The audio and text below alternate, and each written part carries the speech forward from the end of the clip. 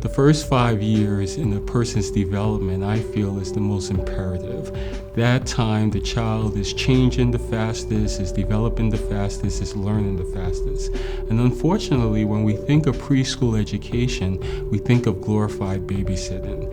And these guys, they work with classrooms consisting of 14 children, many different age groups in the same classroom, and it's quite overwhelming. And for preschool, you have to show a lot more emotional support than you would with other older children. Kids have other lives, other worlds, so they might be coming in with something else. And yes, they should check it at the door, like we teachers and adults do. We check it at the door and then we start with it.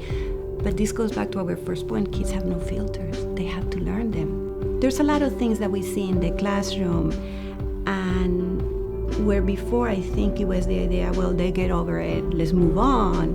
Now we know that there is really an impact in their development in their brain, and that there's other ways to approach it to make it easier. What we know about behavior is that is simply the child telling us something. The child is communicating with us based on their behavior. That's all they know how to do. And so when they are communicating something hurtful for them, we need to understand that there's something behind that, and it's not necessarily all about us, or it's meant to manipulate us, or there's a misconception that these kids are just, jerks, or they're attention seeking, or they're manipulative.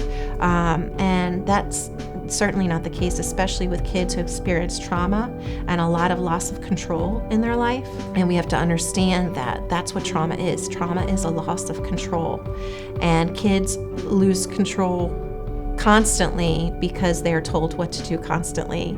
And so, when their whole world is kind of flipped upside down, it absolutely influences their behavior. And so once we start to understand what's behind the behavior is when we can start to develop solutions for the behavior. But if we don't have the right understanding, then we will never find the right solutions. So PCIT is a dual component play therapy that deals with relationship enhancement, and it deals with discipline. Oftentimes we assume that because adults are adults, children are going to comply and do what an adult says. But in actuality, a child is more inclined to do what an adult says if the rapport is high, if that rapport is positive. So PCIT not only helps with building the rapport, it also introducing teachers as parents how to discipline effectively for their children too. All behaviors dealing with emotion can be learned as well as unlearned.